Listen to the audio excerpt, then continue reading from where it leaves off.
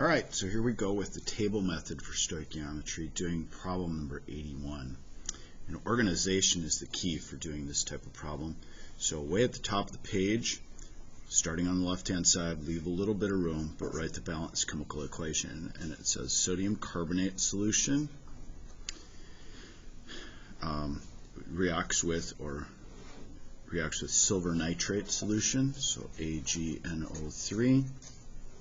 And then it's going to produce some silver carbonate, which is Ag2CO3, and it's going to produce some sodium nitrate, NaNO3.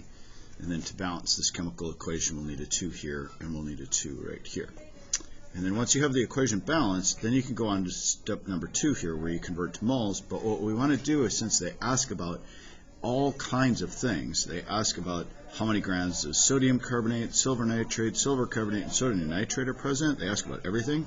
Is we're going to organize it into an initial phase of the reaction, where we find the moles here and the moles here to do step 2. Then we're going to do a change phase, where we use up the limiting reagent, because we're going to find the limiter, and we're going to use that up, and then we're going to get to an end phase where we end up with 0 of the limiter, and we're going to be able to find out how much we have left over. So the change will subtract amounts from this side of the reaction, and it will add amounts to this side of the reaction. So I'll put minus signs here and plus signs here. So it's kind of like a positive, negative, subtraction, addition type problem. So initially we're told that we have 3.5 grams of this sodium carbonate, and I need to convert that to moles. And if you look on your periodic table, to add up sodium carbonate, you do 2 sodiums, 1 carbon, and 3 oxygens. And from now on, I'll just add them up for you as we go along, assuming you know where to look on the periodic table. And in 1 mole of this stuff, there are 106 grams, and 3.5 times 1 divided by 106 gives us 0.03302 moles of the sodium carbonate. And then for the silver nitrate, we have 5 grams of that, and in 1 mole of silver nitrate, there are 169.9 grams. Once again, I get that by adding up silver, 1 nitrogen, and 3 oxygens from the periodic table. And when I do that division, I end up with 0.02943 grams.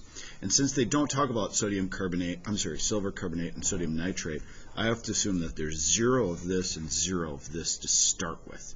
And so I can just fill in zeros right there. Now I need to determine the limiter, and to determine the limiter, remember, you have to divide by the coefficient, and the coefficient here is 1, and the coefficient here would be 2, of course, and I can see that this one's already smaller than this one, so if I divide it by 2, it's going to get even smaller, and so this one right here limits my reaction. And so immediately what I can do is I can say I'm going to use up all of this, because that's what limit means. And so this will disappear. 0.02943 will all get used up, and in the end I'll have 0 of this left. So that amount goes away. That's like the easiest one to do. Start, change right here is the same amount, and end is that amount. Now I also notice that there's a 2-to-2 ratio between these, and so whatever disappears on this side of the reaction, the same amount is going to appear on this side. 0.02943 is going to appear over here. Now the other ones, based on the limiter, I'm going to have to do a mole-to-mole ratio, or step number 3 right here, to determine how much change is going to happen here and here. And so just to write out the mole-to-mole ratio step 3 part right here, I'll take my limiter, 0.02943, and this is silver nitrate. That's the stuff that's going to get totally used up. So I'll put silver nitrate in a position where it's going to cancel, and then I'll put Na2CO3 as my new set of units, because I want to know how much of this stuff is going to get used up. And the ratio is 1 here and 2 here, so it's a 1-to-2 ratio, so I'm actually multiplying it by a half. And so half of the 0.02943 is 0.0147. And so now what I can do is I can take the initial amount that I had right here, and I can subtract the amount that's going to get used up, and I'll find out how much I have on the end. So 0.033 minus 0.0147 ends up being 0.0183 moles of this stuff at the end. Now I can do this one over here. It's going to be the same ratio, 1 to 2 once again, but I'll write it out. So take my limiter once again, 0.02943, because everything is based on the limiter, so that's silver nitrate. And then I will compare the silver nitrate to the silver carbonate. And so silver nitrate goes on the bottom in a position where it's going to cancel, and I put a 2 there, because there's a 2 right here. And there's a 1 in front of the silver carbonate right here. Multiply it by half, and so I'll be adding 0.0147 over here. So add those two together. 0 plus 0.0147 means this many moles of it will be created, or I'll have an end. And this one, 0 plus 0.02943 means I'll have this many moles of this at the end as well.